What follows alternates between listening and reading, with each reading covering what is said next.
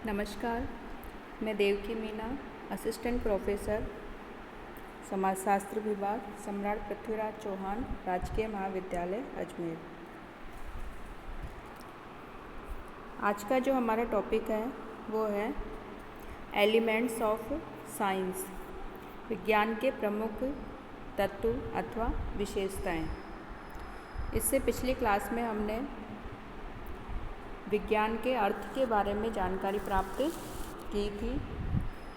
हमने ये जाना कि कोई भी विषय विज्ञान हो सकता है यदि उस विषय से संबंधित जो विषय सामग्री है, सब्जेक्ट मैटर है, उसको वैज्ञानिक पद्धति को काम में लेते हुए प्राप्त किया गया हो और व्यवस्थित और क्रमबद्ध रूप से प्राप्त किया ज्ञान विज्ञान कहलाता है।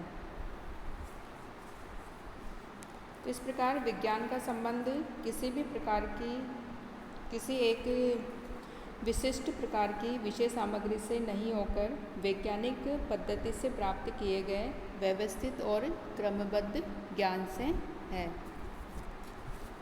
आज हम आगे देखेंगे कि विज्ञान की कौन सी विशेषताएं हैं, कौन कौन से प्रमुख तत्व विज्ञान के अंतर्गत पाए जाते हैं।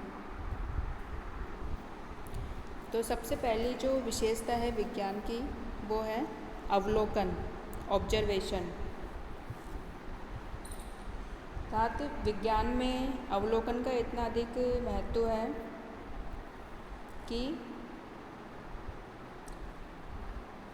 समाजशास्त्री गुडे और हार्ट ने कहा है कि विज्ञान अवलोकन से प्रारंभ होता है और उसकी पुष्टि के लिए यानी वेरिफिकेशन के लिए अंततः उसे अवलोकन पर ही लौट आना पड़ता है। अवलोकन का तात्पर्य है कि नेत्रों के द्वारा एक उद्देश्यपूर्ण अध्ययन, यानी कि जब हम किसी भी घटना को देखते हैं, जो भी हमारे आसपास की जो घटनाएं होती है उनमें हम उसको देखते हैं, तो एक तो होता है अपन नॉर्मल रूप से उस घटना को देखें और एक होता है अवलोकन करें उस घटना का, यानी कि उस घटना के पीछे या उस घटना को देखने के पीछे हमारा कुछ न कुछ उद्देश्य होना चाहिए कि उस घटना जो घटित हो रही है हमारे सामने, उस घटना के पीछे क्या कारण जिम्मेदार है, कौन से कारण उसके लिए उत्तरदायी है। तो अवलोकन में जो अध्ययनकर्ता होता है स्वयं घटना स्थल पर पहुंचकर घटना के बारे में या जो भी उसका विषय है या तथ्यों का सूक्ष्म निरीक्षण करता है, अपनी आंखों से स्वयं घटना को देखता है। तो अवलोकन से घटना के बारे में यथार्थ जानकारी हमें प्राप्त होती है। दूसरी जो विशेषता है विज्ञान की वो है सत्यापन, वेरिफिकेशन। इसके अंतर्गत अवलोकन विधि के द्वारा जो भी तथ्य प्राप्त किए जाते हैं, जो भी जानकारी प्राप्त की जाती है, उनकी सत्यता की परीक्षा की जाती है।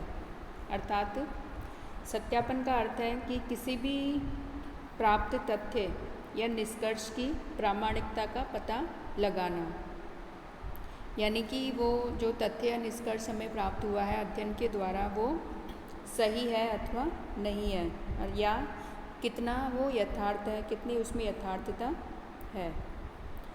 तो सत्यापन के लिए जो पहली स्थिति होती है जिसका हमने अध्ययन किया है, उसी से मिलती जुलती एक अन्य स्थिति को या अन्य परिस्थिति को लिया जाता है और फिर दोनों स्थितियों में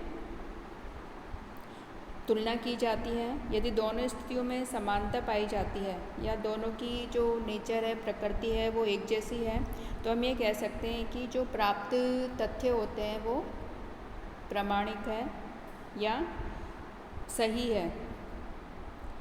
यानी कि लगभग एक सी घटना की क्योंकि कोई भी घटना बिल्कुल समान नहीं हो सकती, सामाजिक घटना है, तो लगभग समान परिस्थिति में समान घटना का अध्ययन किया जाता है सत्यापन के लिए और दोनों के निष्कर्ष मिलते जुलते आते हैं, तो हम ये कह सकते हैं कि जो भी तथ्य हमें प्राप्त हुए हैं वो सही है, प्रामाणिक है। अगली जो विशेषता है विज्ञान की वो है वर्गीकरण, क्लासिफिकेशन। तो वर्गीकरण के अंतर्गत जो अध्ययन के द्वारा जो तथ्य हमारे पास प्राप्त होते हैं हमें उनको समान विशेषताओं के आधार पर विभिन्न वर्गों में व्यवस्थित किया जाता है और इन तथ्यों को अलग अलग वर्गों में इस प्रकार से रखा जाता है कि एक वर्ग में बिल्कुल एक ही प्रकृति के तथ्य सम्मिलित किए जा सकें और उसके पश्चात विभिन्न वर्गों में एक पारस्परिक संबंध स्थापित किया जाता है, यानी कि कार्य कारण संबंध स्थापित किया जा सकता है। तो वर्गीकरण का जो प्रमुख उद्देश्य है वो है प्राप्त तथ्यों को व्यवस्थित रूप से प्रस्तुत करना, ताकि इससे फिर हमें वैज्ञानिक निष्कर्ष निकालने में सहायता मिलती है। अगली जो विशेषता है विज्ञान की वो है सामान्यीकरण, जनरलाइजेशन। सामान्यीकरण का मतलब है कि प्राप्त तथ्यों के आधार पर किसी सामान्य नियम या सामान्य प्रवृत्ति को ज्ञात करना। क्योंकि कोई भी अध्ययन करते हैं, जब हम अनुसंधान कार्य करते हैं तो उसके अंतर्गत हम सभी इकाइयों का, यदि हमारा अध्ययन क्षेत्र बड़ा होता है, विस्तृत होता है, तो सभी इकाइयों का अध्ययन न करके केवल कुछ सैंपल के रूप में कुछ प्रतिनिधि इकाइयों का अध्ययन किया जाता है और उसके आधार पर जो निष्कर्ष प्राप्त होते हैं उन निष्कर्षों को संपूर्ण तथ्यों या जो भी हमारा समग्र है, क्षेत्र है, उसके ऊपर लागू किया जाता है। जैसे कि उदाहरण के रूप में हम ले सकते हैं कि मान लीजिए हमें कॉलेज के विद्यार्थियों का अध्ययन करना है, तो हम सभी विद्यार्थियों का अध्ययन नहीं करके केवल कुछ विद्यार्थियों का अध्ययन करेंगे और इस अध्ययन के आधार पर जो हमें निष्कर्ष प्राप्त होंगे वो निष्कर्ष कॉलेज के सभी विद्यार्थियों के ऊपर लागू होंगे। अर्थात सामान्यीकरण, जो सामान्य जो प्रवृत्ति है तथ्यों के आधार पर या सामान्य नियम का जो हम पता लगाएंगे अध्ययन के आधार पर, या सामान्य कथन जो भी हमारे पास प्राप्त होगा वो कॉलेज के सभी विद्यार्थियों के ऊपर लागू किया जाएगा। नेक्स्ट जो विशेषता है विज्ञान की वो है भविष्यवाणी, प्रिडिक्शन। प्रिडिक्शन या भविष्यवाणी का अर्थ है कि जो भी हमें निष्कर्ष प्राप्त हुए हैं, तथ्यों के आधार पर जानकारी प्राप्त हुई है, उस जानकारी के आधार पर भविष्य की घटनाओं के संबंध में पहले से ही पूर्व अनुमान या अनुमान लगा लेना भविष्यवाणी कहलाता है। यदि कोई विषय इस प्रकार की भविष्यवाणी करने में समर्थ है तो हम उसे विज्ञान कहेंगे।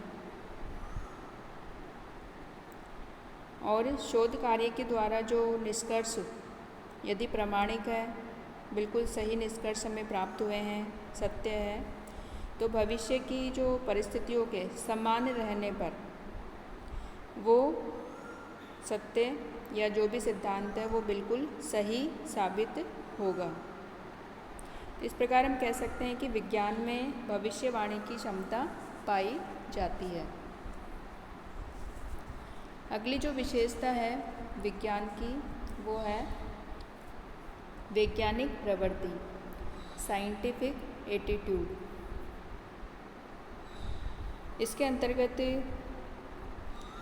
उस विषय को विज्ञान हम कहेंगे जिससे संबंधित जो विषय सामग्री है या तथ्य है उनका संकलन करते समय अध्ययनकर्ता वैज्ञानिक प्रवृत्ति को बनाए रखें या अपने अंदर उसके अंदर जो एटीट्यूड है उसका वो वैज्ञानिक होना चाहिए। समाजशास्त्री गिलीन और गिलीन ने वैज्ञानिक प्रवृत्ति की जो विशेषताएं बताई हैं वो इस प्रकार है। पहली जो विशेषता है वैज्ञानिक प्रवृत्ति की वो है तटस्थता, ऑब्जेक्टिविटी। यानी कि इसमें जो अध्ययनकर्ता होता है वो निष्पक्ष होकर घटनाओं का अध्ययन करता है और घटनाओं का उसी रूप में अध्ययन करता है जिस रूप में घटनाएं हैं या यथार्थ रूप में जिस रूप में घटनाएं घटित हो रही है।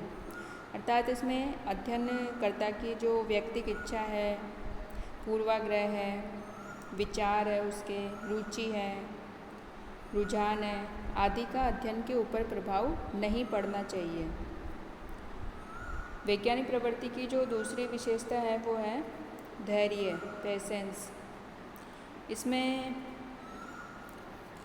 तथ्यों को एकत्रित करने के लिए और उनका सावधानीपूर्वक विश्लेषण करने के लिए या उसके अनुसंधानकर्ता के ऊपर अपने कार्य को जल्दी से या शीघ्र समाप्त करके रिपोर्ट प्रस्तुत करने के लिए दबाव बना रहता है।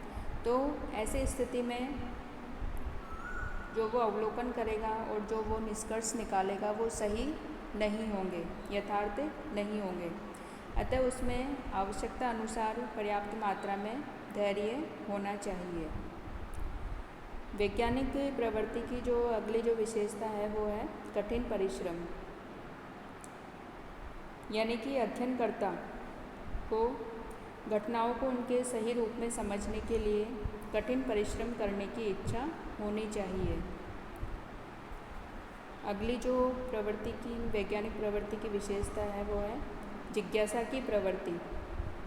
अर्थात अनुसंधानकर्ता में सदैव जो आसपास की जो घटनाएं हैं, जो भी जिसके बारे में उसको जानकारी प्राप्त नहीं है, उनके बारे में अधिक से अधिक तथ्यों को या अधिक से अधिक जानकारी को प्राप्त करने के लिए सदैव जिज्ञासा की प्रवृत्ति होना आवश्यक है।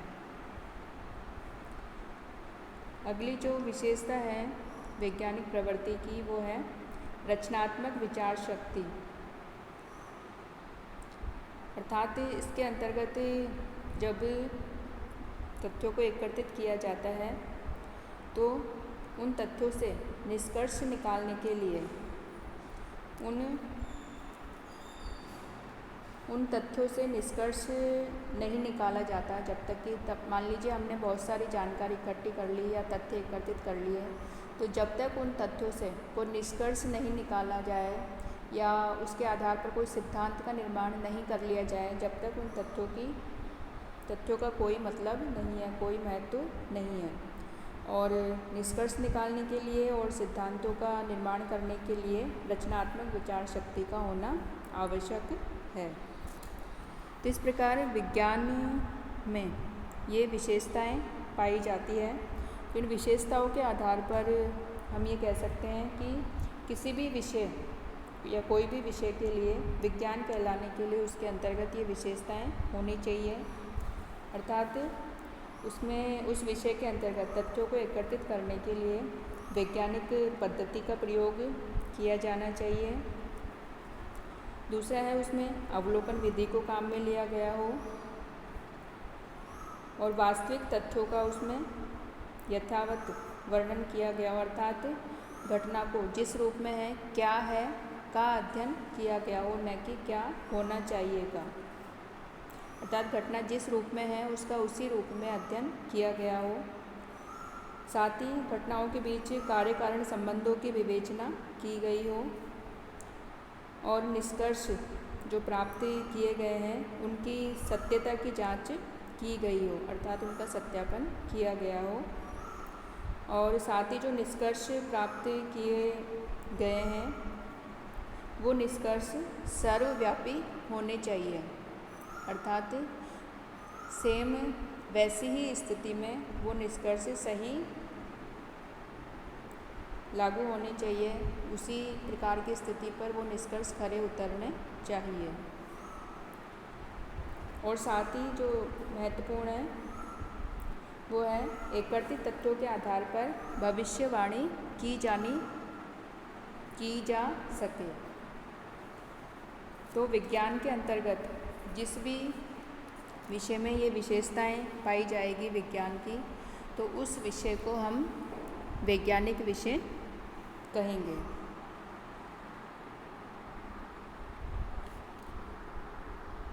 तो आज हमने देखा कि विज्ञान के अंतर्गत कौन कौन सी विशेषताएं पाई जाती है या कौन कौन से विज्ञान के प्रमुख तत्व हैं।